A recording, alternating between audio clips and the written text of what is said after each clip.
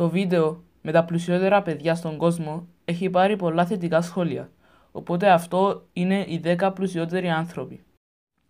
Νούμερο 10. Στην ηλικία των 74 χρονών, ο Μάικλ Μπλούμμπεργκ έχει 43,9 δισεκατομμύρια δολάρια. Είναι από την ΙΠΑ και η εταιρεία του είναι η Bloomberg LP. Στην ένατη θέση είναι ο 76χρονος David Koch. Ζει στη ΙΠΑ και έχει 44,5 δισεκατομμύρια δολάρια. Έχει διάφορες επιχειρήσεις.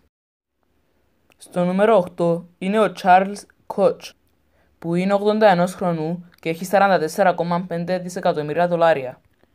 Είναι από τη ΙΠΑ και έχει διάφορες επιχειρήσεις. Στην 7η θέση είναι ο Larry Ellison. Κατάγεται από τη ΙΠΑ και έχει 49,6 δισεκατομμύρια δολάρια. Είναι 72 χρονών και η επιχείρησή του είναι η Oracle. Νούμερο 6. Ο Carlos Slim Helú είναι ο πρώτος σε αυτή τη λίστα που δεν κατάγεται από τη ΙΠΑ.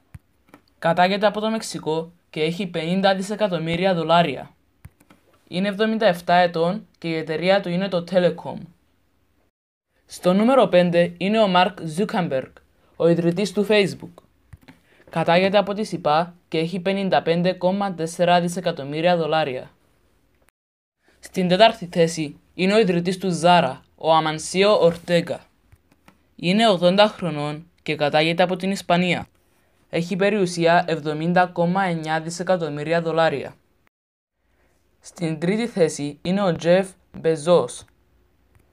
Κατάγεται από τη ΙΠΑ και είναι ο ιδρυτής της Amazon.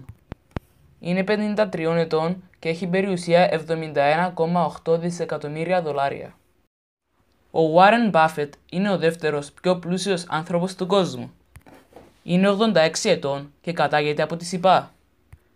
Η εταιρεία του είναι η Berkshire Hathaway και έχει συνολική περιουσία 73,9 δισεκατομμύρια δολάρια. Φτάσαμε στο νούμερο 1. Όλοι ξέρουμε ποιος είναι ο πιο πλούσιος άνθρωπος του κόσμου. Είναι ο Bill Gates φυσικά. Είναι 61 χρονών και κατάγεται από τη ΙΠΑ. Είναι ο ιδρυτής της Microsoft και έχει συνολική περιουσία 85,2 δισεκατομμύρια δολάρια. Είναι ο πιο πλούσιος άνθρωπος για περίπου 15 συνεχόμενα χρόνια και κάποτε είχε 100 δισεκατομμύρια δολάρια, αλλά έδωσε πολλά από αυτά σε φιλανθρωπίες.